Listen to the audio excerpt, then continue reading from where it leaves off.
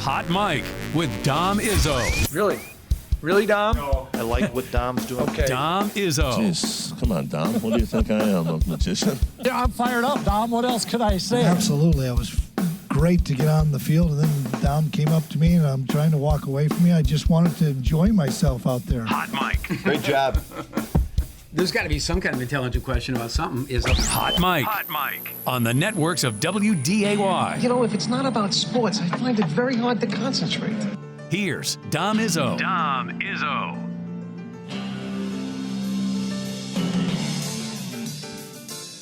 Good Tuesday morning. This is the Snowmageddon is about to begin edition of Hot Mike on WDAY Extra at Inforum.com on this 4th day of April, 2023. As you can see from our various shots from around the area, depends on where you are, how bad it is right now. That ain't looking great in the south of us, and that's apparently what's on our way here. It was a lovely drive-in this morning with everybody, for the most part, either canceling school or moving to e-learning. It was a lovely drive-in. Moorhead, I know, is getting out early today, anticipating what's to come. NDSU's canceled class, UND's canceled class, and we're just ready now to hunker down and hopefully get through this. It's not as bad as some of the projections are out there, and they're all over the place, and that's all they are. I mean, we deal with projections all the time on this program. We're talking about either mock drafts or stuff like that, so you know full well what we're talking about. But our meteorologists are they do an unbelievable job, and they've tried to pinpoint this as best as they can and know full well what's coming. So we get through today and tomorrow, and then hopefully start a bit of the dig out on Thursday, and then by Friday, it's supposed to actually be half decent. And looking at the weather forecast for next week, we're actually going to start melting some stuff. But that is no solace to anybody, frankly, most especially the high school athletes in town. And I was thinking about this yesterday. You know, we've railed on the schedule enough that it's you know, how many times can you beat a dead horse on this? And I won't do that here. All I'll say is for the senior class that is about to graduate here in about 6 weeks, 7 weeks' time, think about, for the athletes of those of that class, what they had to deal with. They started as freshmen with nothing, no spring sports whatsoever because COVID wiped everything out. And now here on the back end in 23, where we are anticipating, honestly, sitting here now on the 4th of April, when do we actually think we're going to play any games outside? Because I can tell you this, if we have a quick melt, that is not good for anybody. Anybody. And if we have a gradual one, well, that's great. We might be able to play some soccer games and some softball, but we're not playing any baseball. I don't know how much tennis or golf we're going to play, or track for that matter. That's a lot for everybody to deal with. And in between, in 21 and 22, we still had delayed starts to the year. Despite the fact of maybe how warm it was, we still weren't playing all that early. Certainly not before May 1. A lot of games. So I just wanted to throw that out there. And, well, hopefully we'll get a chance to see some outdoor sports here locally sometime in the next few weeks. But as we sit here with a high-impact blizzard, is what I've been termed, ready to bear down on us, it ain't looking great. So, and I know we had some shots. Walvin was showing me some shots last night of the rush to the grocery store, which I always find odd to me. You know, like how much bread does one need? I never understood that, but the lines were crazy at some stores around town, which you got to be prepared. So hopefully everybody is, and we ride this out, and we come out on the other side, and we're ready to rock and roll. We have a packed show coming up for you here today. Lots to get to and lots to chat about, as we always do to start our show. And we begin with the red-hot Minnesota Twins, who didn't have the Twins starting the season 4-0 after they swept through Kansas City, a trip to Miami to play the Marlins, who are not great, which means a reunion with Luis Ariz, which will add to some drama tonight because Pablo Lopez will start for the Twins tonight. But last night, it was about getting out of a funk for a couple of guys, including Max Kepler, who had yet to get a hit. And he started the game last night against Johnny Cueto the best way you can hope, by crushing a ball to right center for a home run to get the Twins off to an early 1-0 lead. That was Kepler's first hit of the season. He actually got another one before things went awry for him. Our guy, Joey Gallo, this is what he does when he's on fire. Crushes the ball. This a 3-run shot, nearly 400 feet off of Cueto, who is done after that. It's a 4-zip Twin lead in the second inning, as Cueto didn't get an out in the second. The Twins would add on from there. Trevor Larnach is feeling it, folks. This one is laced down the right field line. He would zoom around the bases, as would Byron Buxton. Larnach comes in with a triple. It's a 5-0 Minnesota lead only in the third inning of this game. And Larnach is raking it. He's healthy and hitting the ball. And that's a added bonus to this Twins lineup when you've got a guy like Larnach picking up the slack. And he would do it again here. Now 8-1 score. And he crushes this. This is to dead center, 410 feet, 2-run shot. It's a 10-1 Minnesota lead. Larnach, by the way, finished with 2 hits, 3 ribbies. Tyler Mahle making his first start of the season. And the velocity was back. That was something I know that for Twins fans worried about, but you could see he was throwing 95 there, went 5 innings, allowed 5 hits, and struck out 7 Marlins, only allowed the 1 run through 83 pitches last night. And for the 4th consecutive game, the Twins got reliable, solid starting pitching. That's all you want. That's all you need in current baseball. The bullpen held it down. Alcala threw 2 innings. Cole Sands gets the last out here on Luis Ariz. And the Twins are 4-0, 11-1. They ripped the Marlins. What a start here. And you look at the Twins ERA, which is number 1. 1.25 earned run average through the first 4 baseball games of this season. It's only the Twins and the Rays that are the only unbeaten teams in Major League Baseball. I'm sure we all had that before the season started out, but they are pitching well. They're certainly hitting the ball well. As you see, they clubbed out 10 hits last night. The Marlins left 9 on base and now dropped to 1-4 early on this season with the start that they've had.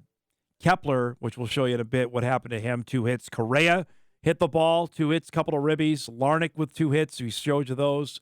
And Gallo's big bomb with a 3-run shot puts the Twins off to a great start. And they'll have Pablo Lopez going tonight against Sandy Alcantara, who is the National League Cy Young winner for the Marlins. If it's Maeda tonight, then it's Lopez going on Wednesday in the finale of that series. So we'll get to see Maeda for the first time in over a year and a half plus since he had Tommy John surgery. We'll get to see him back on the mound. But Twins are pitching well. Good start to the year. While that was wrapping up, the Minnesota Wild played a thriller last night at XL Energy Center with the Vegas Golden Knights. They lost in Vegas on Saturday. Now, all they needed was a win. Any kind of win, and they would clinch a playoff spot, which seems like a foregone conclusion, but it hadn't happened yet. And Vegas, though, has had the Wild number. They have played them extremely tough, and they did again last night. We'll show you the highlights of this game, which played out. It was a great game at XL Energy Center last night. I watched more of this than I did the national championship game for obvious reasons, because the basketball game was a predicted rock fight. It was 1-1 in the second when John Klingberg scores here on the power play on a perfect shot, fluttering puck to make this a 2-1 Minnesota lead. It's a 2-all game late in the second when Matt Boldy scores on the rush. That is 30th goal. Boldy gets to 30 goals, all with Kaprizov out of the lineup. It's a 3-2 Wild lead going to the third. I watched this live. The dying seconds of the game, Pavel Dofayev scores on a one-time shot right in front of the net that Gustafsson had no chance with 35 seconds to go, and we go to a shootout. In the shootout here, chance for the Wild. Zuccarello, though, can't score. Now it comes to Riley Smith. What a fantastic move on the backhand. That is the game winner. The Knights get the extra point and beat Minnesota. 4-3 is the final. Because Dallas won last night, that gets Minnesota into the postseason. But the Wild now share the division lead with the Stars because of the victory, and Dallas has the tiebreaker on Minnesota. So they get a point, but now they have fallen out of the top spot, as you can see in the Central Division standings. Dallas has the tiebreaker. The Wild are back in action Thursday night against the Pittsburgh Penguins, who currently hold the final wildcard spot by 1 point over Florida in the Eastern Conference. You see Vegas, that was a critical loss, as it were, for Minnesota last night because the chance of now getting the overall top spot in the Western Conference is gone. They had a chance, but Vegas gets the 2 points, and now they lead Minnesota by 5 points with 5 games to go in the regular season standings.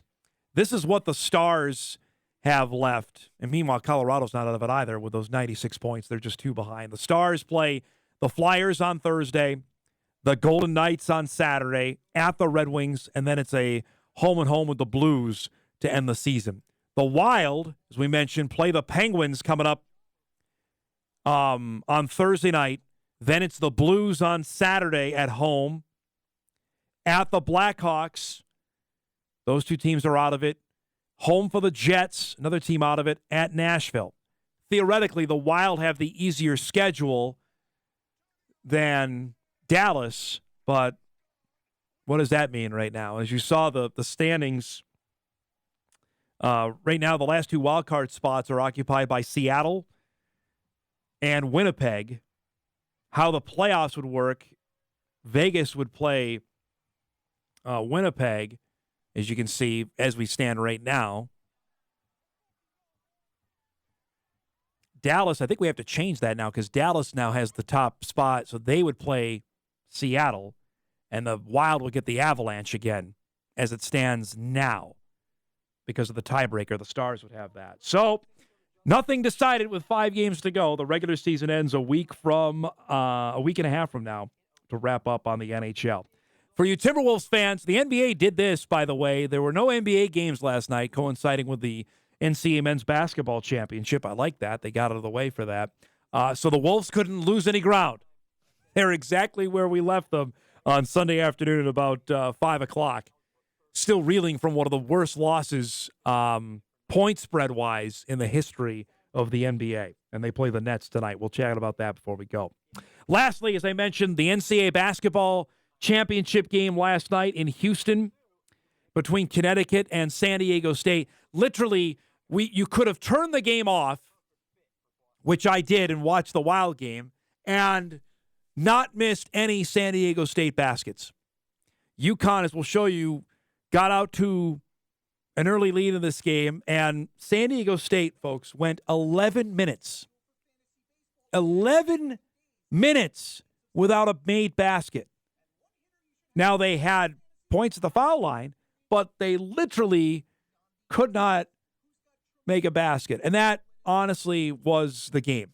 And San Diego State they play great defense, but offense is not their forte, which makes it a hard watch, I imagine.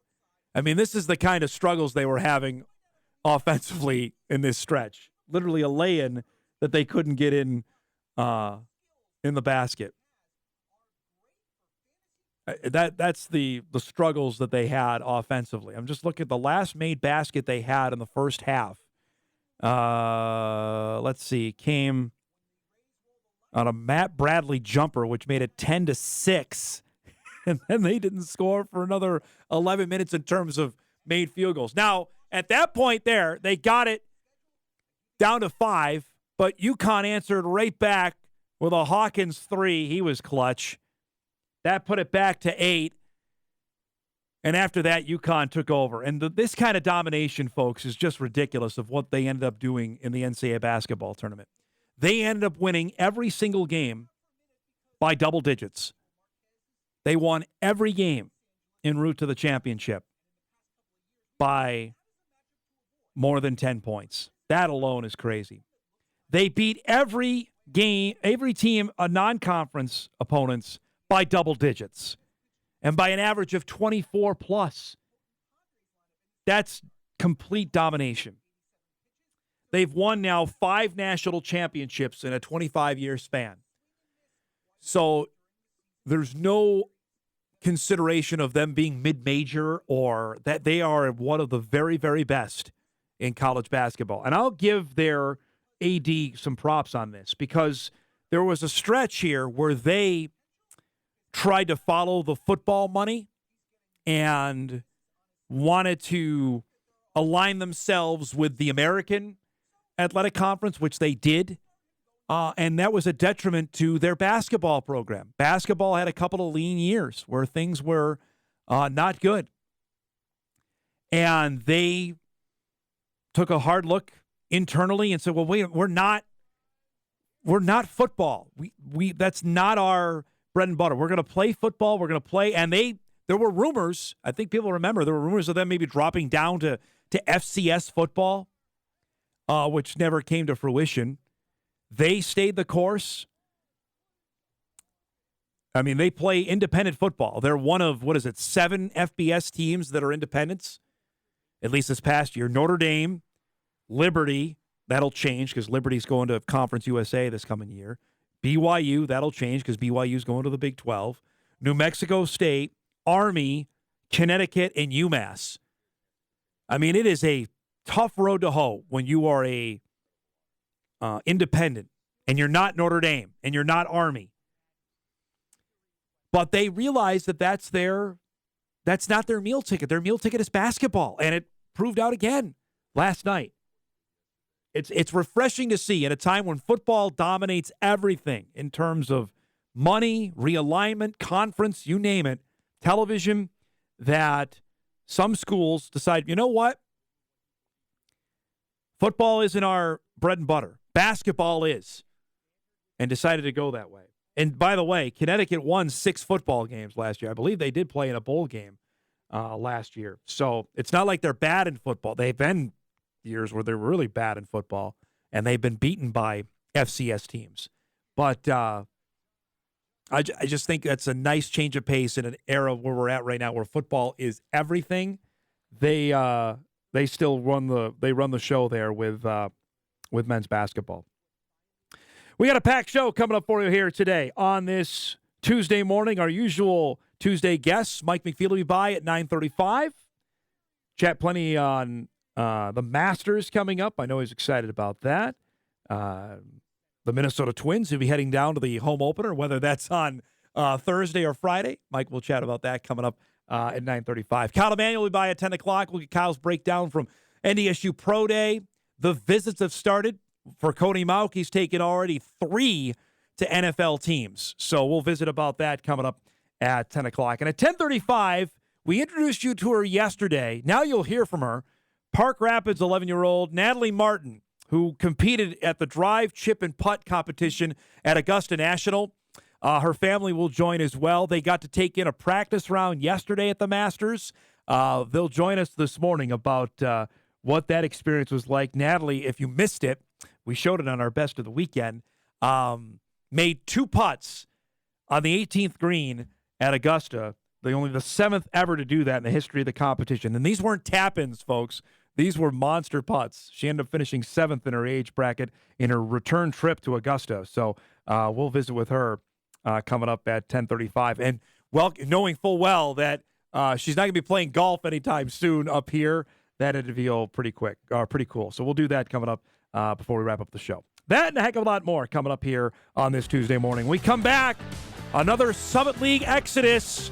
The player of the year is on his way out. We'll discuss that as the snow is coming. Hot Mike returns on WDAY Extra at Inforum.com.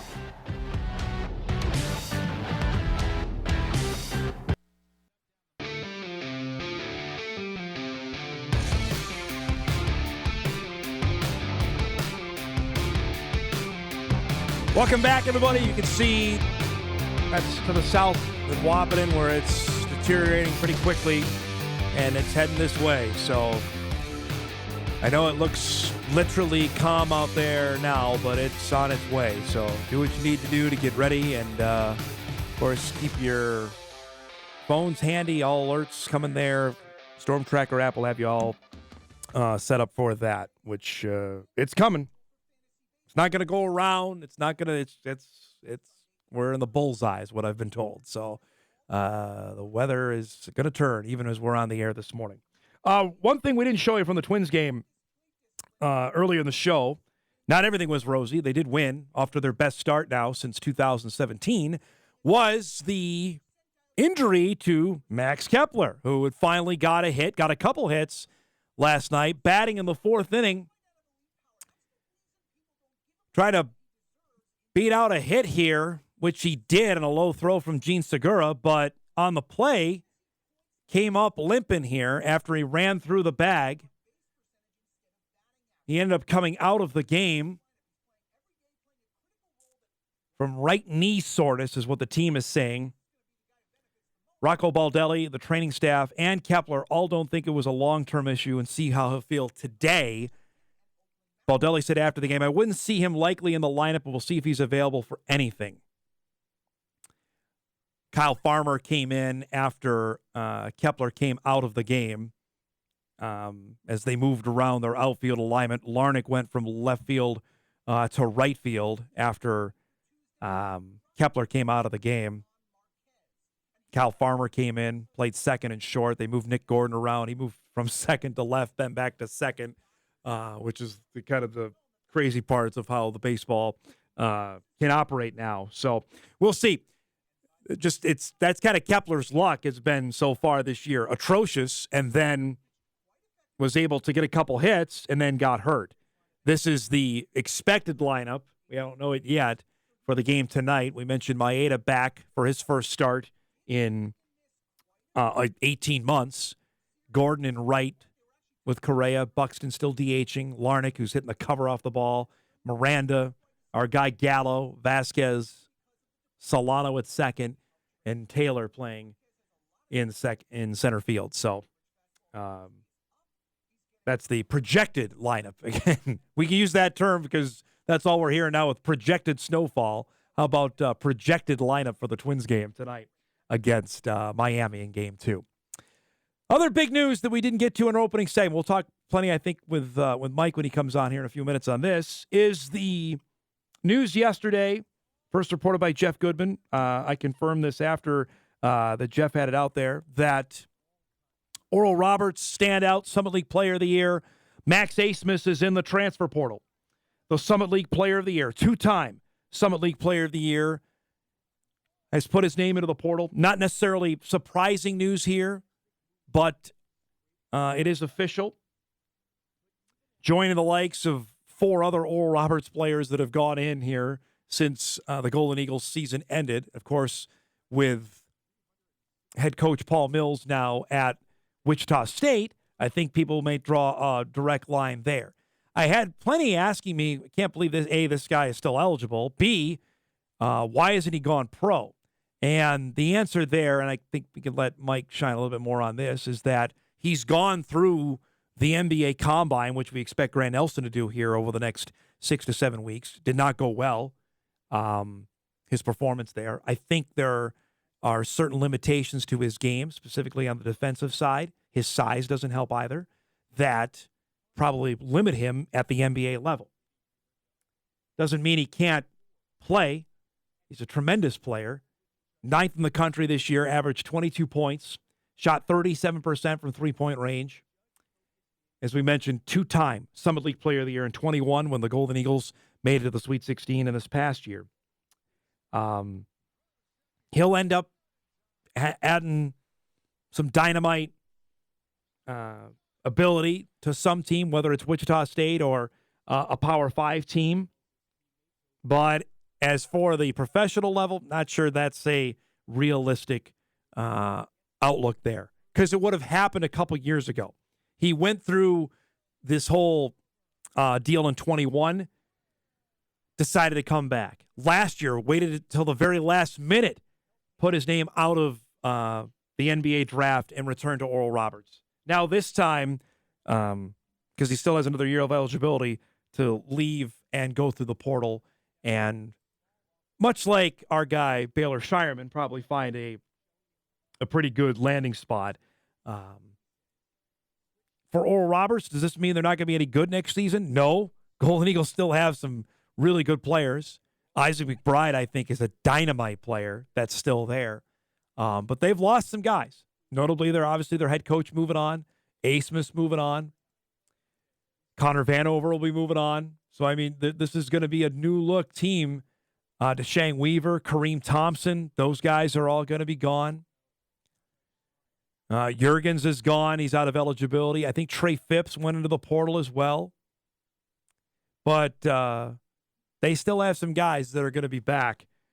Not to say that Oral Roberts is going to finish 7th in the Summit League next season. They'll be all right, but it's going to be a new look for the Golden Eagles when we see them on the schedule coming up next year. And we'll get more into this here in a second with Mike McFeely. We'll take a break now. Bottom of the hour break here on this Tuesday morning. Much more to come on a snowy Tuesday.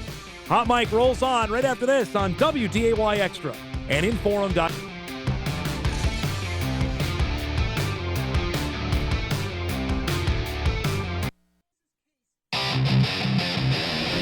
Oh, it's Mr. McFeely.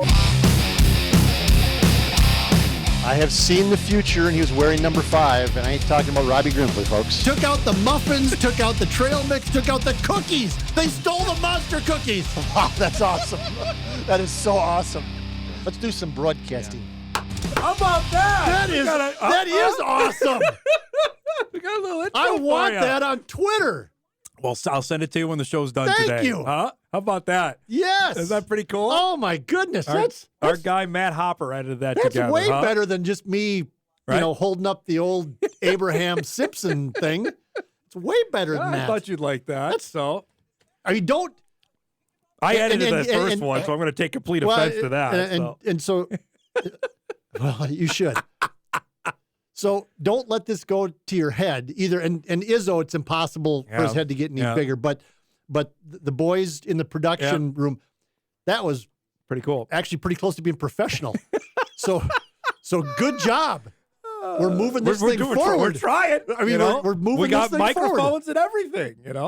You do a radio? Yeah, I guess so. How long have you been doing this? A couple of years we've been slugging it out. Yeah, I know. I'll be darned. Well, I'm glad you were able to make it. Have you got everything stocked up? Because I'm not going to see it probably for another 2 weeks after what happens here. Is there something happening? Apparently so. There's something bearing down on us. Bearing down. Yeah. I love that. How about that? We're all just peeking out the curtains looking. I wake up this morning and the dogs are pacing. And I'm going, what's going on here? They're looking out the window and there's animals outside. What's that movie? Like The Day After Tomorrow. Yes. There's just roaming the countryside. There's like elk walking across my front yard. There's hordes of birds flying south. It's just fantastic. Man. New York City is going to just be. Yeah. There's already a tornado that's hit New York City apparently, and not messing around. Flew in yesterday. I want to start here with the Max Asmus story because I know we've been following this for the better part of, it seems like 3 years now. We've been doing this merry-go-round. Now he's in the portal, which I can't be really too surprised on any of that information. I don't know if there's a direct line that he goes to Wichita where Paul Mills is. I would bet you not. I don't think so either. Yeah, I don't believe that.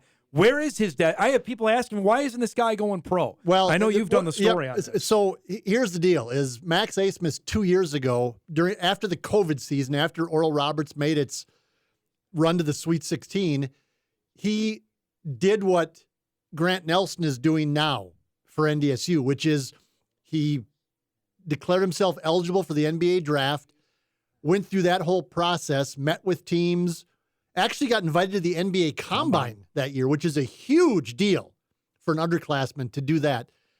And he was not good at the Combine and was not going to get drafted in the top 2 rounds, which is 60 players.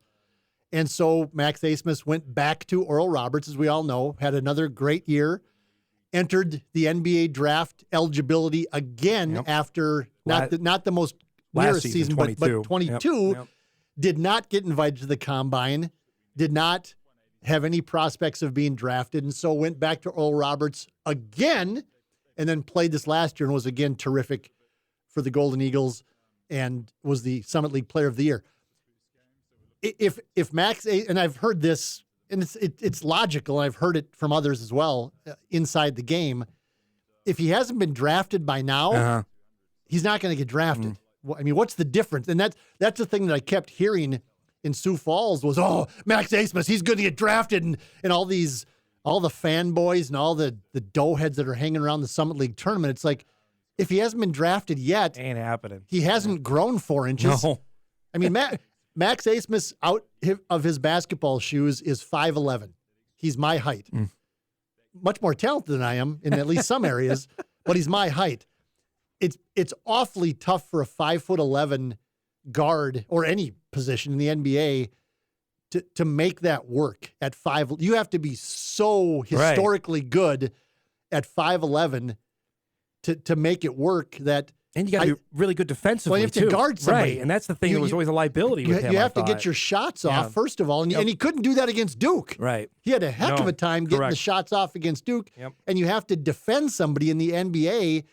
And I love Max Asmus. Yeah, he's a great I'm going to player. miss him in the Summit League. Absolutely. I mean, I know that Oral Roberts is not the fan favorite. It's not the other team's favorites in the league, mostly because of the head coach and because of I think the affiliation of the university. There's just something there that just... It's an odd fit. Yes. I always say that. Yep. But I'm going to miss watching Max Asmus play. I'm going to miss him from courtside in Fargo and down in Sioux Falls and wherever else. He's a terrific... And he seems like the nicest guy in the world. Yep. I've talked to him a couple of times, and Max Asmus is great. I have nothing against Max Asmus. Hope he goes on and has a great remainder of his college career, and I hope he makes a bunch of money playing basketball. Where's his level at? Where do you think? If it's not Wichita, where do you think? I think Texas, Baylor, something like that. Where I think it's reached a point for him where he's smart enough to look at it and go, okay, so I'm not going to be an NBA draft choice, and so where do I make my money? Where's the NIL money come in? And, okay, so I've tried this whole college thing, and I've tried the whole NBA thing. Yeah. Where do I make my money? The first level he's going to make his money, I presume, is NIL money at some Creighton or Texas or wherever that are places that are known for NIL. And then maybe he ends up going to Europe, maybe G League. Yeah. Who knows? But, I've been told that Europe isn't quite the bonanza it once was either. And so, in terms of paying guys, you mean? Correct. Yeah. Yep. And so, he's probably looking this year saying, can I make $300,000, $400,000 in NIL money and then go from there? I am interested. They're not going to fall off the table, but they're not going to be as good with the guys that they have lost. No, when you take out the 2-time Summit League Player of the Year, but what happened to South Dakota State this last year? They lost their 2 best players, and they were nowhere near as good what they were. What's if Grant Nelson ends up not coming back to NDSU for one reason or another? Bison aren't going to be as good either. I mean, you can't be as good if you're losing that type of. They'll still be fine. I just want Oral Roberts has lost 4 players now. Lost who are all Weaver, Thompson, Asmus, Vanover was done with eligibility. Yeah. So that's pretty good list of guys there. McBride's still there. He's a good player. I like them, but that's for now. Right. For now, he's still there. Although with Asmus going, McBride's the guy now. He's going to get lots and lots of shots now. You mentioned NIL, which the Star Tribune is a story. I don't know if you read this morning. Headline is Gopher men's basketball working to catch up after falling behind in the NIL era. And you look at what played out last night, or the Final Four were San Diego State, Miami, Connecticut, Florida Atlantic. I'll look at Miami and UConn as teams that have we're going to put our eggs in the NIL basket, specifically in basketball, Yeah. and it is worked out. Which now you look at University of Minnesota, where they know full well. But I know they're not going to get headline guys. No, but I've not read the story, so I can't comment specifically on what was written in the Star Tribune about the Gophers and NIL. But how can you be a major university and not have a plan and not have any sort of plan? Right. I mean, what are we doing here? Right. That's you and I always sit there and go, what are we doing here? Right. I mean, what are the Gophers doing? How can you not, at a major university in a major metro area in a state that has 16 or 17 Fortune 500 companies, in a community that is closely tied to the business community in Minneapolis, is closely tied with the university, to the University of Minnesota and the Carlson Business School, and it's worked that way for decades. That kids who play athletics at the University of Minnesota end up going on to be like corporate big shooters, pretty prominent in the Twin Cities because of those connect. How can you not have an NIL in place? Yeah. What are we doing here? Especially, it's not 1985 anymore. And it's like they act like it is. Especially with the level of talent that's in the Twin Cities as well. Oh my God. You and I were watching the Minnesota State High School basketball tournament. I mean, oh my goodness gracious, Minnesota. Jackson McAndrew would be all right for the University of Minnesota. Well, he ain't going to go to the University of Minnesota. But the kids playing for the team that played Dilworth, Glendon Felton, in the third place Albany, game. Yeah. No, I'm sorry. First Albany, but Holy Academy. Holy Family. Yep. Holy Family, a 2A. I know it's a private school, so you can say, oh, it's, NIL in high school and recruiting. That's fine. They have 2 6'11" kids on a 2A team who are going to fantastic Division I. Butler and, was it Northwestern or Butler and somebody else? That's at the second highest level or second lowest level in Minnesota. Right. And the Gophers have nothing in place. Nothing.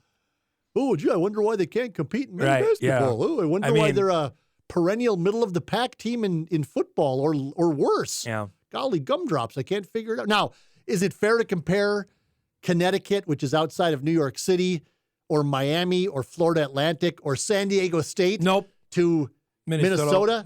No, but come on. They are in the Big Ten. That's something that none of those other schools are. Correct. And the Big Ten is the number 2 league, as we think, or 1A. And Nebraska has gone all in on. We know that from Sam Griesel. Yep. I mean, I know that Sam Griesel's from Lincoln, but I wonder if he got paid by the Cornhuskers. Sure he did. Yep. $300,000, $400,000, $500,000. I wonder. We know, and we know Creighton went all in. And that's a private. I mean, that's Omaha. But that's Omaha, Nebraska. Yeah, you know what I mean. But that's a private, so it's a little bit different. I'm talking about a Big Ten peer to peer. And Nebraska sucks in football, historically speaking. Wisconsin has gone all in. I know that too. And they've landed a couple of Twin Cities kids that are playing for the Badgers right now. Yep. So, it's typical of the University of Minnesota athletics, though. It's just to be trailing behind on that. To be trailing behind. And part of it is because they continue to think, and their boosters continue to think that they are the biggest thing since sliced bread. Yeah. And I had a mid-major basketball coach 10, 12 years ago tell me, I'm not sure the Gophers' job is all that great anymore. And he said, I know that you're a Minnesota guy, Mike. I knew you grew up watching that. But he goes, I don't know. And that was 10 or 12 years ago. Because that's, potentially interesting. If Ben Johnson doesn't turn things around, I have to imagine that job is open this time next year if things don't go well. Somebody will take it. Yeah. I mean, Tim Miles would that was the name I was thinking of. happily get out of San Jose, California. Not that it's a bad place to be, other than nobody cares about San Jose State basketball, and housing is, outrageous, apparently 1,000% more expensive than anywhere else in the country. But I mean, it should be a good job, but it's just not. Let's take a break. We'll chat. You're heading down to Target Field whenever the snow clears to see the red hot and unbeaten Minnesota Twins. Yes. And apparently baseball finally figured out how to make the game more appealing. Yes. How about that? I'm going to drop a little possible breaking news on the other side of the break here. So don't go away, There's folks. a tease, folks. We're back. Right I learned that in radio.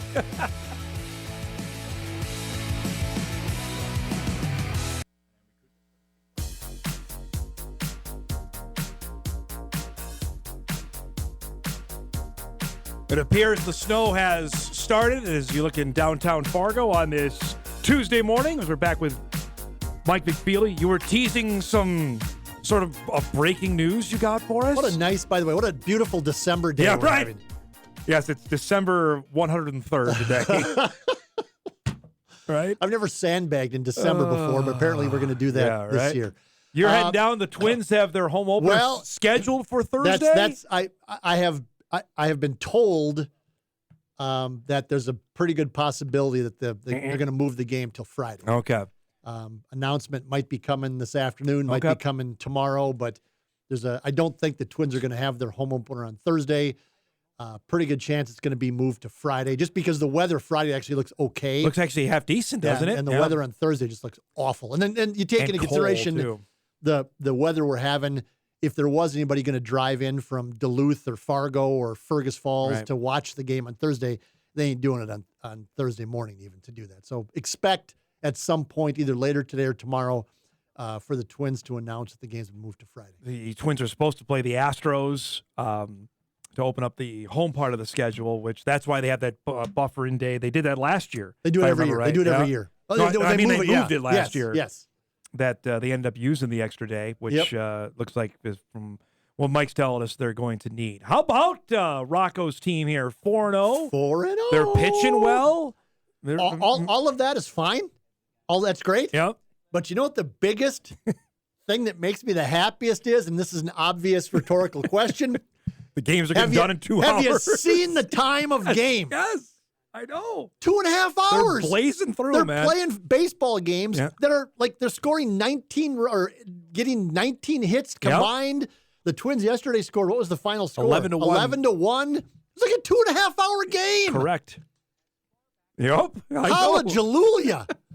My goodness. I mean, we're going to have a game that will be under 2 hours sometime this season. Like a 1-0, right.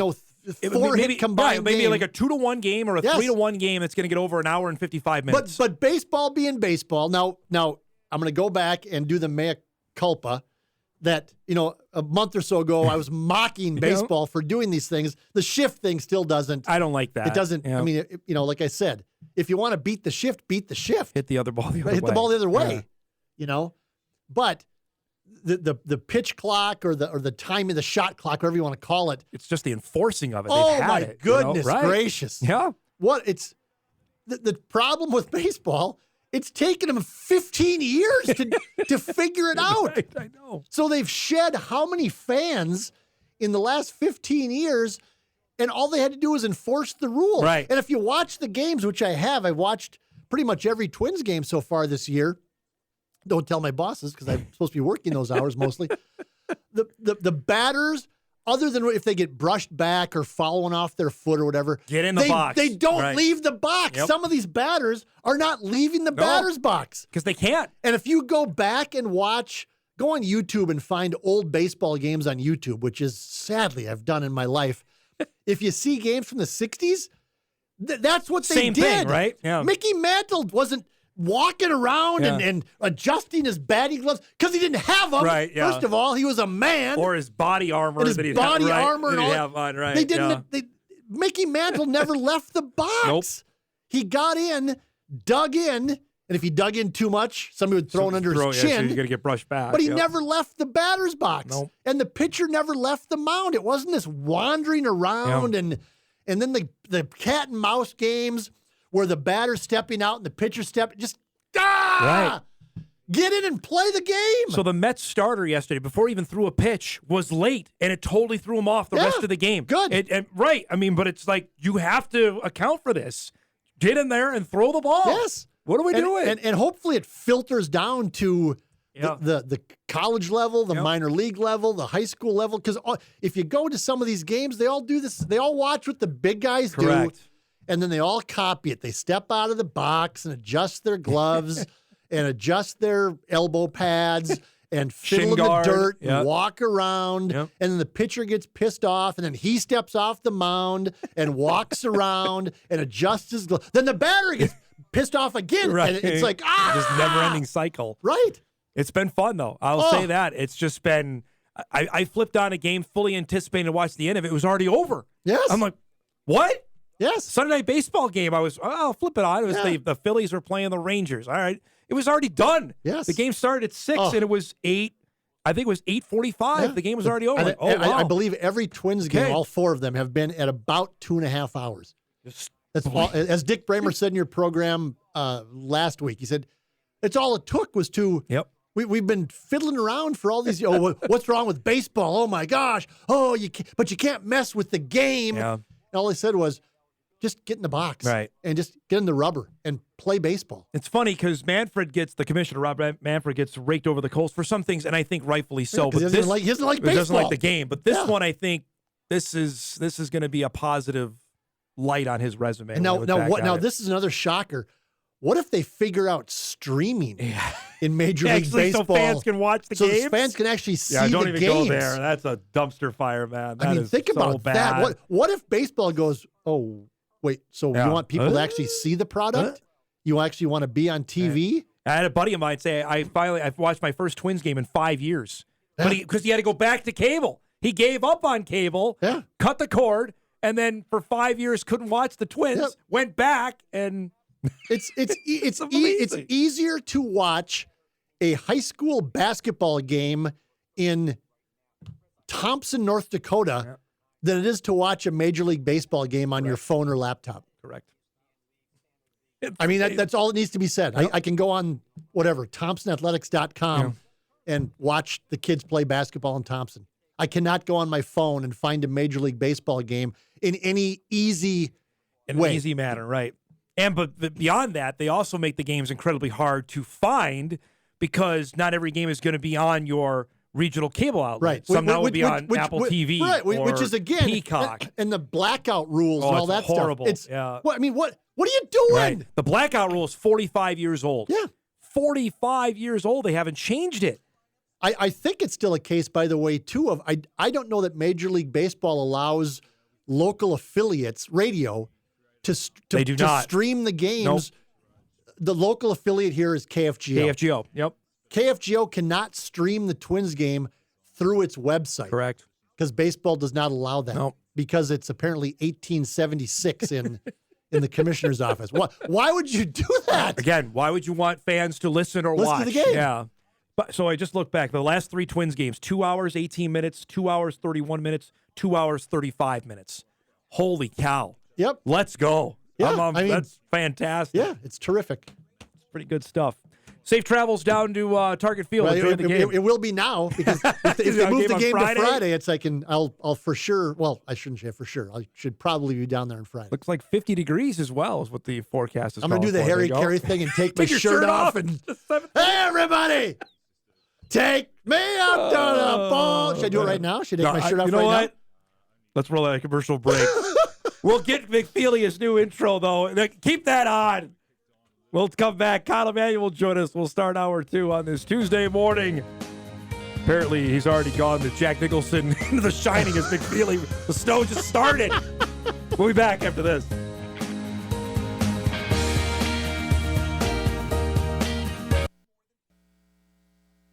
This is Hot Mike. Hot Mike on the networks of WDAY. Here's Dom Izzo. Kyle Emanuel takes it all the way. Upended at the 35-yard line. Emanuel. Kyle Emanuel. We love this player, the way he plays. Man, this guy makes plays. Is sacked by Kyle Emanuel, the winner of the Buck Buchanan Award. That goes to the best defensive player in the country. How about that? We spruced things up for you there, I buddy like boy. it. Huh? Yeah, looks good. I gotta make sure we get that Buck Buchanan thing in there. Didn't have to hear myself stumble over the word championships. Thanks for coming in. Yeah, we just saw a quick shot of the weather down in Wahpeton. They're getting hammered down there. Apparently, it started snowing. Look at this. Is in Wahpeton right now. It's been coming down there for a little bit, and it's on its way here. Man. So that's I what we have appreciate to look coming forward in. to. So or DL. That's Detroit Lakes right now. So okay. you can't see anything.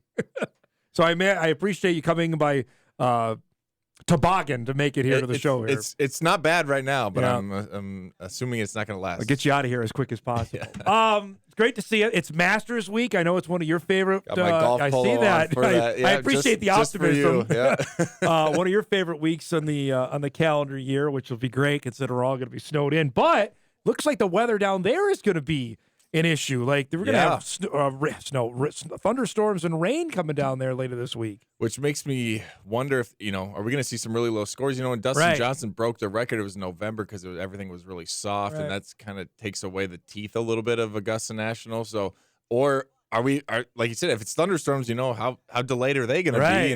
When's it going to get played? I don't know if I can handle a delay in the Masters. I've been looking forward to this for too long. Honestly, way too long, probably at least 2 months. So I don't know if I can handle that. So they got to find a way to get it in. I am interested with the live guys being there of how that reception will be, Kyle, for golf fans there that are always the most respectable. They honor the game there, of seeing a Brooks Koepka, a Dustin Johnson, a former champion, a Cam Smith who's come close to winning. How that if one of those guys wins, how that's going to go over on Sunday night. I think it'll be fine in Augusta because, like you said, Augusta might be the most respected place, and the fans are the most, like you respectful. said, respectful. Yeah. And so far, it's been very cordial. I was just watching, Rory McIlroy address the media today, and they asked him about Phil Mickelson. Well, Phil's kind of been the most polarizing and the poster figure. child of it, there's no doubt. Yep. And he was just like, it's good to have him back. He's a 3-time champion. Yep. He deserves to be here. We're happy he's here. And that was it. And I think there's guys like Dustin Johnson who, honestly, I don't even think he knows he plays and lives sometimes. It's just like he's the same guy. Nothing seems to faze him. He's just like, I went and played for, I think he kind of views it as like, I got traded to a different team. Like, why are you mad at me? And Brooks Koepka, I know they all live down in Florida, and it seems a little more cordial is what I'm getting at than maybe we expected. The thing will be how big it would be for Liv if one of their guys won, because now they can kind of take away the headline of people saying, well, this isn't real golf. It's only 54 holes. There's no cut, and there's this team aspect. You guys don't really compete anymore. Yeah. Well, if one of them wins, that they can kind of throw that to the side. Nobody's watching though. I'm looking at the ratings for that. Like, no, you don't know how to find it, and B, nobody's watching it when they do know how to find it. I found it last week, on and I don't CW, on right? CW. Yeah. So I have Hulu, and it kind of suggests things, and it just kind of out of nowhere, I was like, oh, I didn't even know it was on. So I tuned in. I'll be honest, it wasn't great, and it had nothing to do with the broadcast necessarily. It's more so, it's weird, like them wearing shorts. And then them being on like this public golf course that was in terrible shape. It kind of looked like I was watching some charity event with some of the best golfers in the world. It just didn't make sense. But I did tune in for a little bit, and then I went back to other things. But it was interesting to say the least. You've had a chance to go around. Where is Augusta rank on your bucket list of wanting to see that up close and in person? I mean, in the U.S., probably number one. I want to see St. Andrews, obviously. I don't want to put it at number one because I don't know. I don't think it'll ever happen. I think it's on a lot of people's top 2 or top 3, and it's kind of an exclusive place just to get to. I know for a fact I'll never play it, but if I could just go to a practice round or even like the par 3 or something someday, that'd be awesome. Our next guest actually went to a practice round yesterday. 11-year-old Natalie Martin was in the drive chip, and putt. I was watching that a little bit. She drilled 2 putts.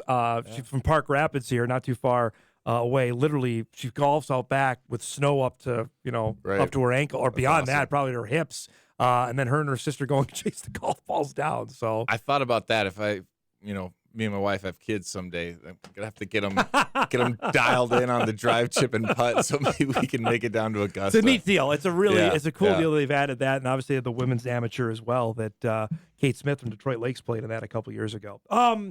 Well, here we are in the lying season. This is, as you know, we have 3 weeks for the draft. This is now when everybody lies, right? You're right. Yeah, it's just total.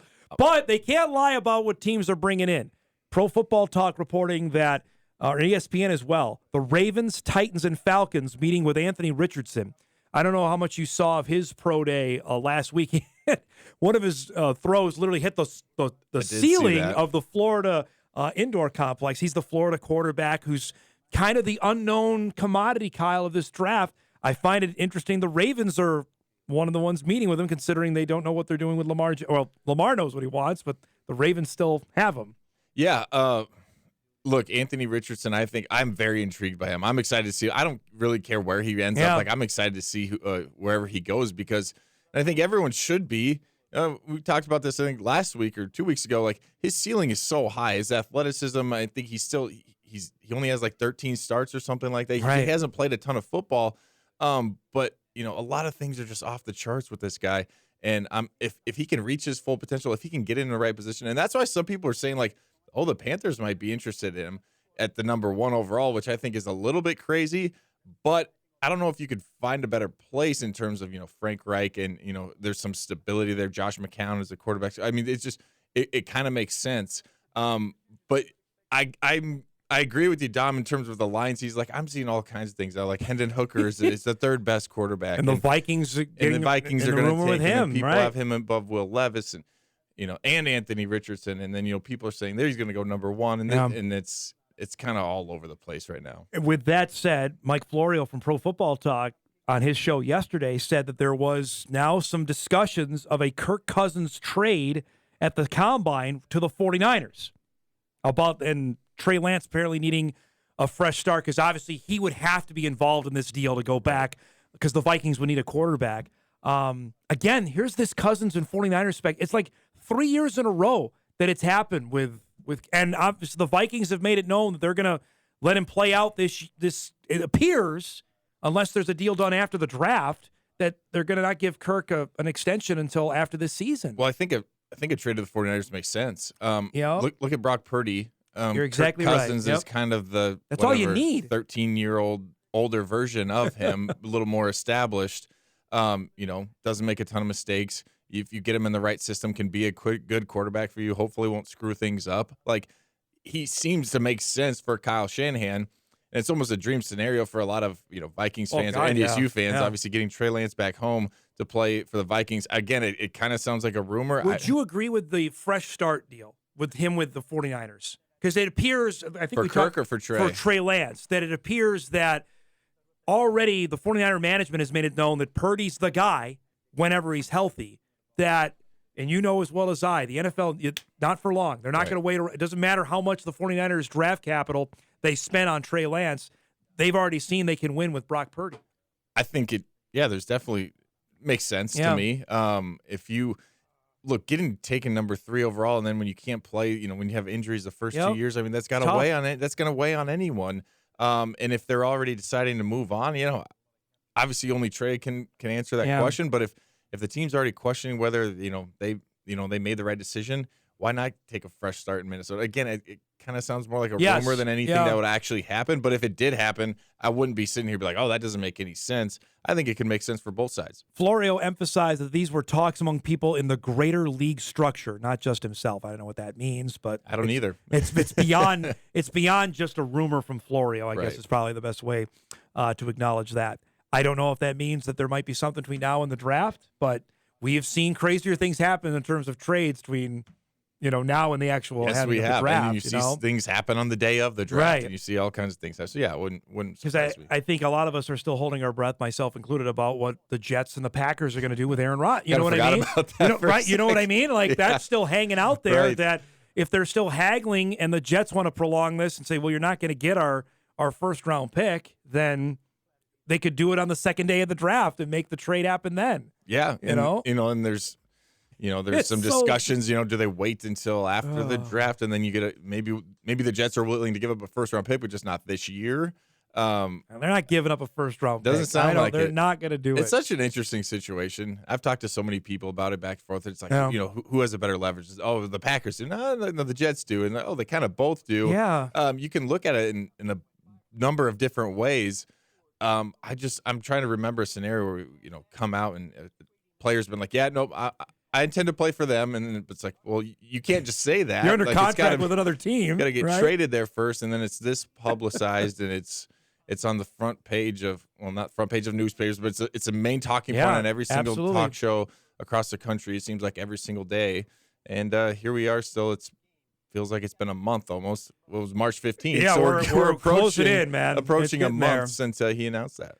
Last thing here, also on Pro Football Talk, I don't know if you saw this, for people, and I had people ask me, draft invitations are being finalized this week. According to Pro Football Talk, a source with knowledge of the situation says invitations to specific players are being finalized this week. I only bring this up because I asked Cody Mauch about this when he got done with his workout last Wednesday when we were up at Pro Day.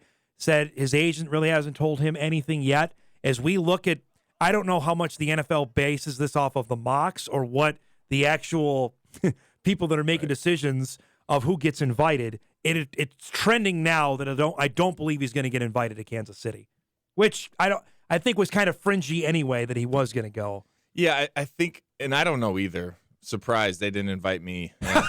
Shocker, I'm not exactly sure how they come up with that. I would hope they have better sources, or if they're talking to GMs, or because no one everybody lies through their teeth. It makes for good TV when you see a guy like you go all the way back to Aaron Rodgers and he falls, and they keep putting the camera on him. But no one really wants to put someone in that situation. They want to have guys that are I think solid in the top 20, maybe around there. Like the fringe guys, they're probably not going to invite there, and then some guys don't accept it. So then I don't know.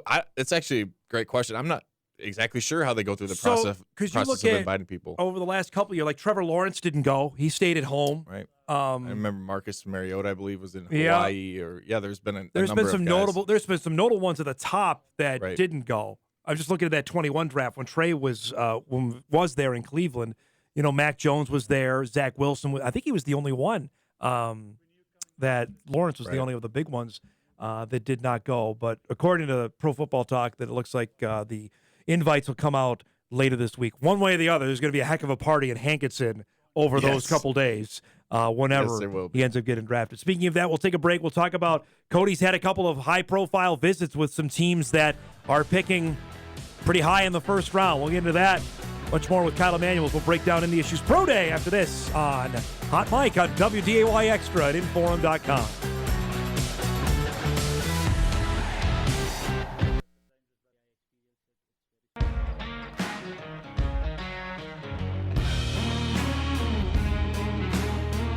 Back here with Kyle Emanuel on a snowy Tuesday morning with it bearing down on us. Please be careful out there if you got to get out. And hopefully everybody has what they need.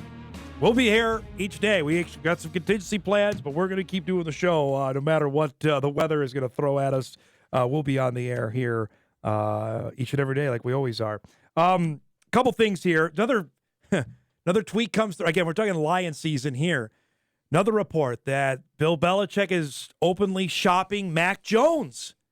I guess I can't be too surprised about that considering how things went last year with the Patriots, but that's such an un-New England thing. You know what I mean? Yeah, when Belichick was asked about, why do you have optimism? He goes, look at the last 25 years. That's such an odd thing for Belichick to say, Yeah, because you had such consistency there, and you hadn't drafted a quarterback forever. I mean, at least in the first round, you had Tom Brady there forever, and you didn't need one in the first round. And this is your first crack at it, and now you're already giving up after 2 years, maybe, potentially. I don't know. I get it. We were talking on the break. I don't know. Mac Jones, to me, is he ever going to be an elite quarterback? No, I don't think so. I think the best he's ever going to be is like a Kirk Cousins, maybe, which isn't bad. It'd be fine for him. But if you're looking for, a top 5, top 10 quarterback in the league, I just don't think he ever gets there. So, doesn't necessarily surprise me. I also don't know what the market's going to be like for a guy like Mac Jones. I was telling you, I think they should go get Lamar Jackson. Yeah. I don't think the Ravens would have any interest based on what their offense is built, how their offense is built around Lamar Jackson right now. I don't think they need a guy like Mac Jones. So we were up, obviously, at Pro Day on Wednesday. Appreciate you coming up. That was a great time. The NFL came. I want to get to Hunter Lipke in a second because we haven't had a chance to break that down after we saw Cody Mauch, though, didn't do much, didn't need to, obviously, from his time at the Combine. He's taken visits, top 30 visits, which I want you to explain that to the viewers and listeners about what those entail. Went to see the Steelers and the Patriots, has the Browns coming up as well. What do we make of this, and how important is this that teams are spending they only get a certain amount of visits on Cody to come in there? Yeah, so I did a visit similar to this after the draft. I went to the Steelers, and it was, it was less intense than I think you would maybe think it was. It wasn't a workout. It wasn't like that. It really wasn't even an interview. It was just kind of seeing their facilities, meeting the head coach. I met with the linebackers coach and position coach, and just kind of getting a feel. It almost felt like a little bit like a recruiting trip. But, yeah, I think it's a big deal. You said anytime you only have a limited number, and it was the same thing at the Combine. You only had a limited number of formal interviews. Anytime a team is spending on it, right. I would assume it's a good thing. And it might be a case, too, where there's something else you want to figure out about this prospect. Maybe you didn't get to the pro day or whatever. Maybe the head coach wants to talk to him because you're thinking about spending a higher pick. It could mean a number of different things, or it could mean they're not going to pick you at all. Like it did, with me with the Steelers and all the teams that I talked to spent an hour or two after pro day with I believe it was the Vikings or the Eagles. I can't remember, one of the two, and then go there. So we remember the Patriots didn't go to the Combine. We remember that. At least Belichick didn't show Right. up at the Combine, so maybe that's a deal there. Steelers and the Texans also with a top 30 visit. So teams only get a certain amount of visits to have the prospects come to their facility, correct? That's the limit of that? I believe so. I know at the Combine for sure there was, I forget the number, but yeah, I think it was 30 actually. And then at this, in this phase before, I believe you only get another certain amount. And I don't remember the exact number. But yeah, there's only so many you can do. Obviously, you can call people and you can do informal things like that. But yeah, this is more of a formal thing. I thought it was interesting that two actual position coaches were at the Giants O-line coach, and there was one, I can't remember the other one, Entz told me. There were actual position coaches there. So not scouts, Kyle. That's you're taking it up another level then Agreed. if you're actually bringing the position coach there, right? Yeah, absolutely. I think, the scout can come and do his best and trying to explain, and you can watch the film, but a position coach, now you're like, okay, you're the guy actually coaching this position. You're the guy who knows how, these players need to fit into our offense. Let's go get a feel for him. Let's go see him move around, see how the position coach feels, because it's not just a scout. It's not just a GM. It's a collective, partnership trying to figure out, which guys are going to make the best fit for our team. The radio station out of Boston, WEI, tweets out, Patriots hosting iconic-looking offensive lineman Cody Mauch for a prospect. Iconic-looking? I mean, you can't argue with that, can you? Oh, no front teeth and long red hair. It's hard to beat. I thought it was fantastic afterwards because we asked him, you feel like you told your life story. He's like over and over. He goes, yeah, I've got the story down how I lost my front teeth down to a T. I can't imagine. Yeah, the amount. I mean, you already get questions that are repeated 100 times throughout this process and different paperwork that you fill out 100 times. Right? It seems like. For him, that's got to be, not only just the teams, I'm sure they ask, but the media as well.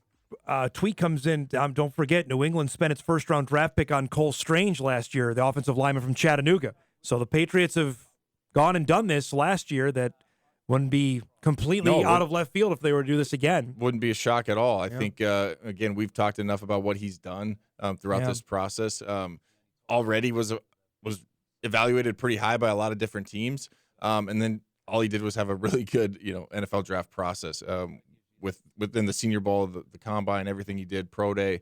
Wouldn't shock me at all if a team, especially like the Patriots, who values offensive linemen, comes up and takes a chance on him at the end of the first round. Tell me what your thoughts were on seeing Hunter Lipke back out there last Wednesday. I think it was obviously our first time seeing him do anything since basically the middle of November when he got hurt in Carbondale. I thought he ran – his 40 time, Kyle, was 4.57.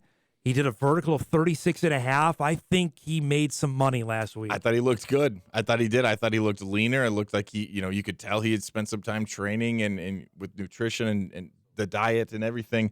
And then he came out and put up the numbers, 4.56 or whatever it was in the 40, his vertical. I think this was the question because he had kind of flown under the radar a little bit. We're talking about Cody Mauch because he was the one doing things that was invited to things. Hunter Lipke was kind of right up there with him for so long. We were talking about him for such a long time during the season, and then he gets hurt, can't do anything. I think he, possibly started to slip down some boards, which makes sense because he hasn't been out there. See him, you don't know if he's healthy. He proved he was healthy. He proved I think that he got better in terms in some places. I don't know if he's. He wasn't running at 4.56 maybe during the season. I think, again, I thought he looks good. He showed that he was healthy. He showed that he's athletic. He's still sitting there, at whatever, 6 foot, 235. Shows he has the size. I agree with you. I think he made himself some money. I thought he did some good things at Pro Day. And again, like we've talked about, his resume's out there. So if you actually want to see him play football, there is plenty of examples of that, but this was the physical, like, how are you coming back from the shoulder? And it looked good to me. Exactly. They want to see how do you respond after the injury? Are you going to be the same person? Yeah. You know, or the same player? Not the same person, but the same player. You know, is this going to hinder you at all? And I think he answered all those questions. And you know, I think now, you know, I would predict somewhere. That was my next question. Round, That's what I thought. Yeah, What do you think? Like an early before day they were 3. saying what fifth, sixth, maybe even as low as 7th. I think early day 3 now. I agree. I think he'll be somewhere, you know, early in the 4th round. I would be shocked if he got past the 5th round. Just his versatility, and there are certain teams that obviously still use that position. Doesn't have to be the 49ers, but there are other teams out there that can utilize a guy like this, that his stock will only go up. I just think, do you want a tight end? Do you want a fullback? Yeah. Do you want a running back? Yeah. You know, do kind of a receiver as well. I mean, what do you want? Yeah. He can kind of do everything, and I don't see many teams. You know, we always point to the 49ers because they have Kyle Juszczyk and they already utilize someone in that way. But you don't have to be that team. You don't have to run that system. If you just like good football players on your team, I think he's going to make you better. All right, before we let you go, who's winning and who's the dark horse to win the Masters this weekend? Okay, so I like to win. It's tough to not pick Scotty Scheffler, but I'm not going to because that's boring. My dark horse, and I don't even know if he's really a dark horse, but he's playing really well as of late, is Jason Day. Okay. He got to world number 1. He kind of fell off with some back stuff. So I like Jason Day. Kind of as a dark horse. I like Cameron Young as well. He played really well in match play. So not Good really player. dark horses. The Masters is so interesting because the field is so limited. Yes. You know, it's only like 88 players, and then you can eliminate probably like 15 of them because they're amateurs or they're old past champions. Yeah, right. So, you know, you're going to get the best of the best. So I'm kind of just talking around in circles trying to think about who I want to win. It's so hard not to pick Scotty, right? Yeah, I want to pick Rory. I want him to complete the Grand Slam, but I just don't know if he gets off to such bad starts. He had a great back 9 last year. Or when he does get off to good starts, not necessarily in the Masters, you know, then he kind of falls apart at the end. I don't know. I would love to see Rory win. I wouldn't mind to see Spieth win again. We all know I want to see Tiger win. What's the under-over amount of time? How many hours you'll watch of this? Well, it depends because, like I was telling you, we're supposed to travel for Easter weekend. So if for traveling, it'll be limited. If I have free time, I mean, I don't know, however long there's coverage on, that's what I'll be doing. It's great to see you have safe travels down to back home, and good luck in getting out of here and getting back home. Thanks for coming by this morning. Thanks, all right, Tom. There he is, Kyle Emanuel, NDSU All-American defensive end, joins us each and every Tuesday here on the show. We come back. Speaking of golf, you will meet one of the prodigies here from Northwest Minnesota, Park Rapids' Natalie Martin, about competing at Augusta National at the Drive, Putt, and Chip Championship. We'll do that when Hot Mike returns right after this.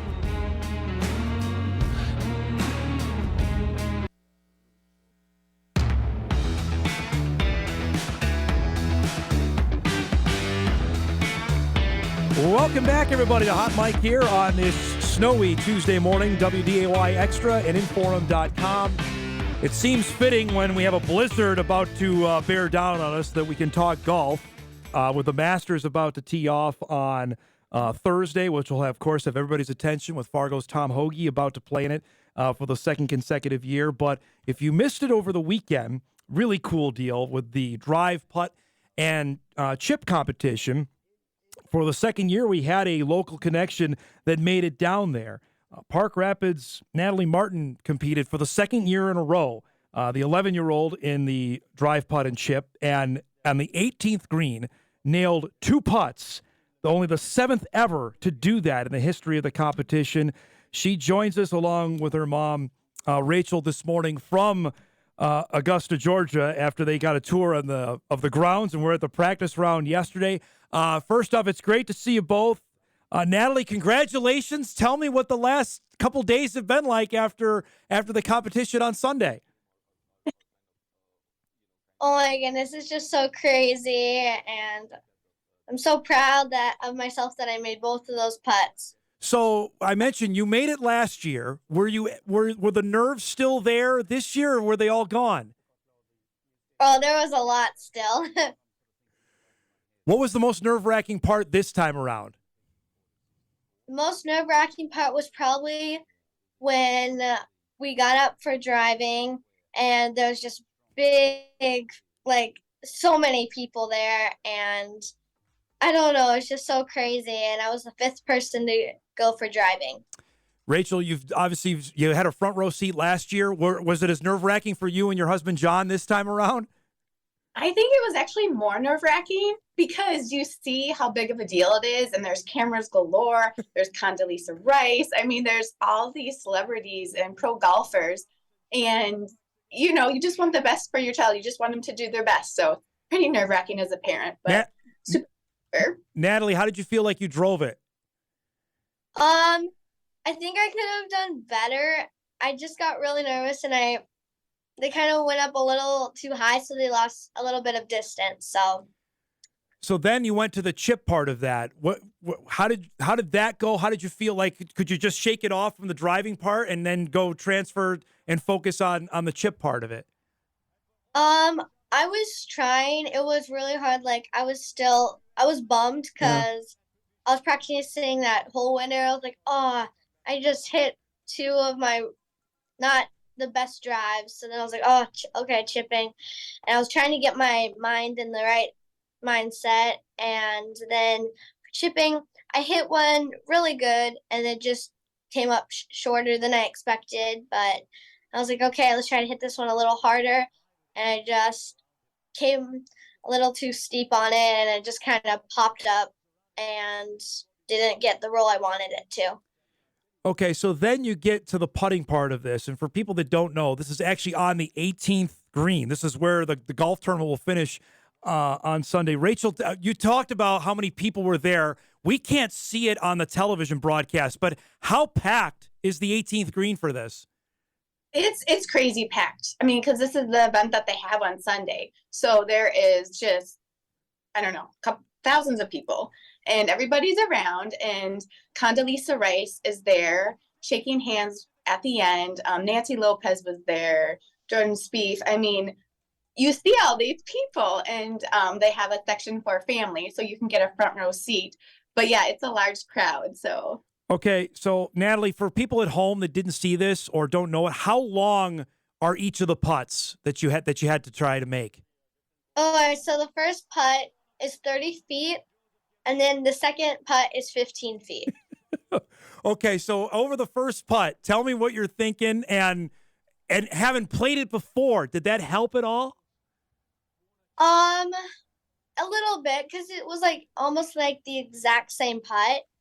They like put it really similar, so I kind of like knew how it was gonna go, but like I still had to like get the read, and I was going into putting 10th.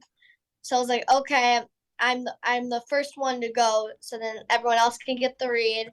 So I'm like, okay, I can't win now, so I'm just gonna try to make my 15-footer and snuggle the 30-footer up close. And I made the 30-footer, and for the 15, when I was walking over to the 15-footer, I couldn't stop crying. I was so happy. I just couldn't see my ball. I was like, okay, and yeah. Okay, so on the 30-foot putt, when you hit it, did you know right away you had a good putt? Like, when did you sense, like, oh, this may go in? I knew the putt was good when I hit it, and then it was like, when it got like 3 feet closer to the hole, I was like, oh, this actually could go in. And I was like, oh, and then I just started celebrating. Okay. Rachel, we saw John on camera, I think after the second one. When the first one went in, tell me your reaction. What happened? Shock. It was unbelievable because they start with the 30-foot, not the 15. Yeah. And she was like disappointed with her driving, and she really wanted to do well with putting, and she's been working so hard. So to have that drop without knowing the read, I was just so proud of her to come back and not give up. And I screamed a little bit. Natalie, did you have the fist pump? What did you do? What did you do? Was it like shock? What was the reaction after it went in? I threw a big tiger fist bump. Okay, so do you go right away, or does everybody else go for their 30-foot putt? Like, when did you hit your next one?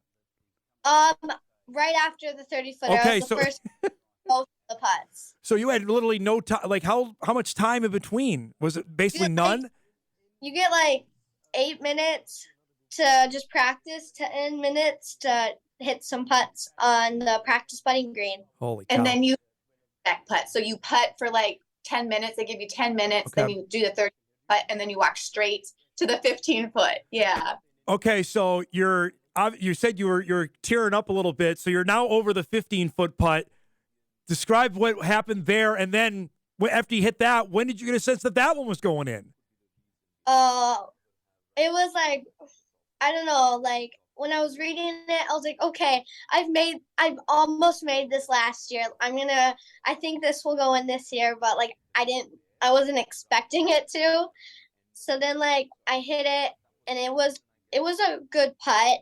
And then I was like, oh, please, if this goes in, and I was just like, oh, it went in. And then I started crying, and it was like probably like 2 feet before it went in, and I knew it. But yeah. We're watching the video now.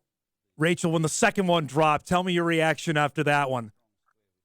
I couldn't believe it. And actually, I was kind of watching behind Condoleezza Rice, and she jumped up and down, and her sisters, her younger sisters were there just cheering for her, and I can't believe it. And her little 5-year-old sisters just jumping up and down, just kind of in shock, and just seeing her just celebrate. I mean, she's been working so hard, and just so proud of her that, yeah, paying off. Natalie, you get a handshake from Condoleezza Rice. What was that like? That's just cool. That's amazing. So after you make the putt, so you're over and done with, tell me, I know it didn't start out the way you wanted. To have it end like that, could you have asked for a better ending? No, for right now, I think I would have rather made both of those putts and been the 7th person in drive putt history than to win the whole thing overall. But if I could have, that would have been amazing. But to make those 2 putts, that's pretty cool. Plus, the crowd was going crazy. I'm watching this on TV, and everyone was going nuts. What was that? That had to be surreal. Yeah, that was amazing. Rachel, you're hearing everybody around the 18th going nuts for your daughter. I mean, I have to imagine the emotion was overflowing. Yeah, I teared up. I cried. It just, again, to see her work so hard, and then just to come back and just not start off on the right foot like she wanted. And so it was just super amazing. And then, yeah, you have a whole entire crowd just cheering for you. And is that your daughter? Is that your daughter? And yeah, and the sisters just celebrating with her. Her sisters are her biggest fans, and they're just jumping up and down, and just super thankful for that experience. Natalie, how long have you played golf? And was golf just immediate? What drew you to it? Why do you love it so much? I started off playing golf with my dad. Him and I he would take me out to our course when we lived in Walker at Tiana, and he would just let me play in the sand trap while he would roll some putts or do whatever. And then when I got to like age 4 or 5, that's when I was like, okay, I wanna be just like my dad. Yeah. So we live on Headwaters Golf Course, so they are super kid friendly there. So her and her sisters will be able to go out and just play. Like, that's their summer fun. They just they're play. So nice. Headwaters has been so kind to us.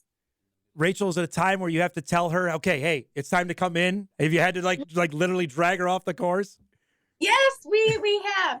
Or she'll go around and she'll check in, okay, Mom, can I have this much longer? I'm like, yes, okay, let's get some drinks and some snacks and go back out. But yeah, I mean, in the summer, they want to play to dark, Yep. But it's a thing.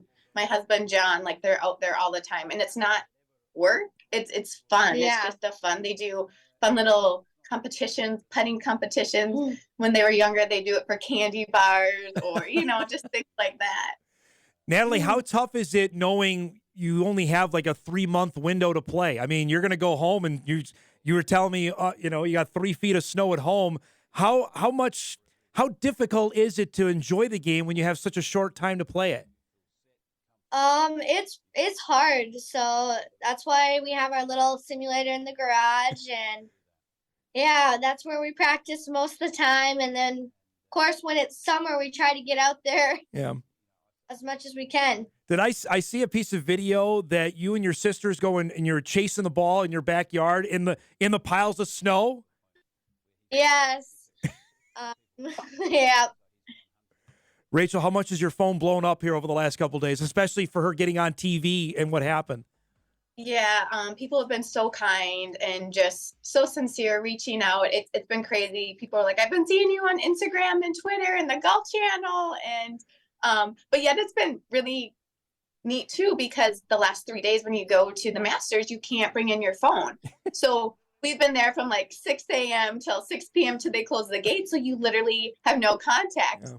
But people are really proud. Our community has really been so kind, and we're so thankful for all their support. Natalie, I know you got to go to the practice round yesterday. What was that like? Who did you want to see? Who did you get a chance to go see yesterday?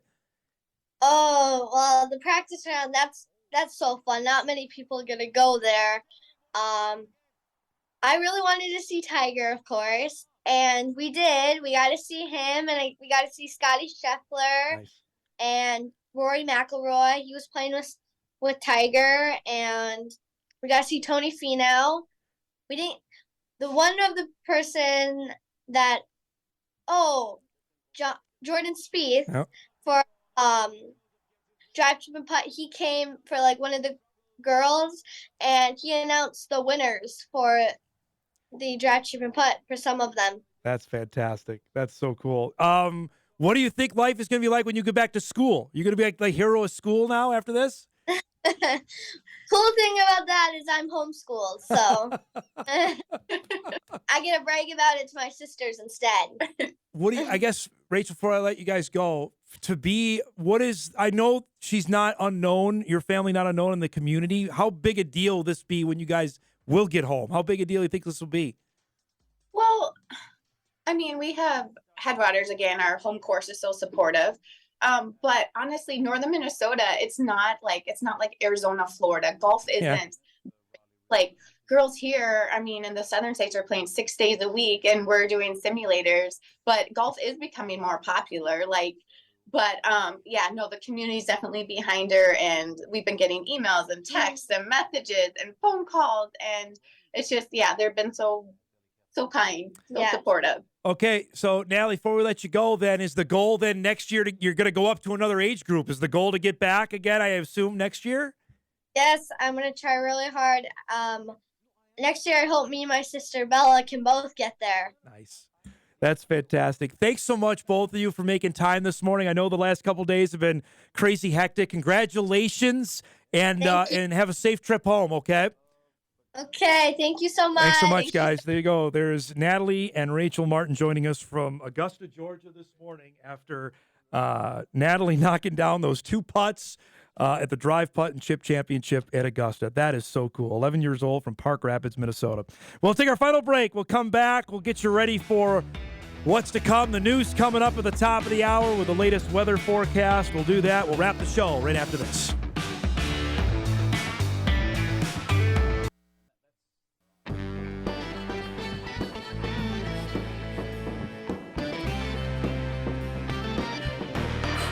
Show. Not sure why this made it into our program today.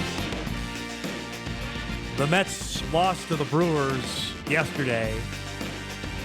Brewers squeaked by with a 10-0 win. Carlos Carrasco got rocked because he didn't know the pitch clock deal. He wasn't the same after that. Game 2 of that comes up tonight. Wade Miley goes for the Brewers. What is he, like 80? Against Max Scherzer, who's all of like 70 years old. Game 2 of that set tonight, 6:30 from, I still call it Miller Park in Milwaukee. Wasn't that cool stuff? That was awesome with the Martin family. Really, really neat. Appreciate them coming on the show. And if you missed it, we'll podcast that, have a little bit more on our newscast as well coming up over the next couple days. Let's get you ready for what to watch before we get out of here. Huge game for the Wolves. How many times can we say it? But Minnesota literally has to win its last 3 to even have a chance to get out of that 9-10 game, which that's the winner-take-all game. If you're in the 7-8, at least you can lose and then have another game to fall back on. But they have to beat the Nets. They're a 2-point favorite for that game tonight in Brooklyn, 6:30 on Bally Sports North Plus for that one. Twins play the Marlins, game 2 of that series. Kenta Maeda back for the Twins, 5:30 tonight on Bally Sports North. And live at the Masters later tonight, and it's on now on the Golf Channel, because when you look outside, you might as well watch what's going on down at Augusta right now. Thanks to our guests today, to Mike McFeely, Kyle Emanuel, to Natalie and Rachel Martin for joining us as well. Be safe, everybody. We'll see you back here tomorrow on Hot Mike on WDAY Extra and Inforum.com.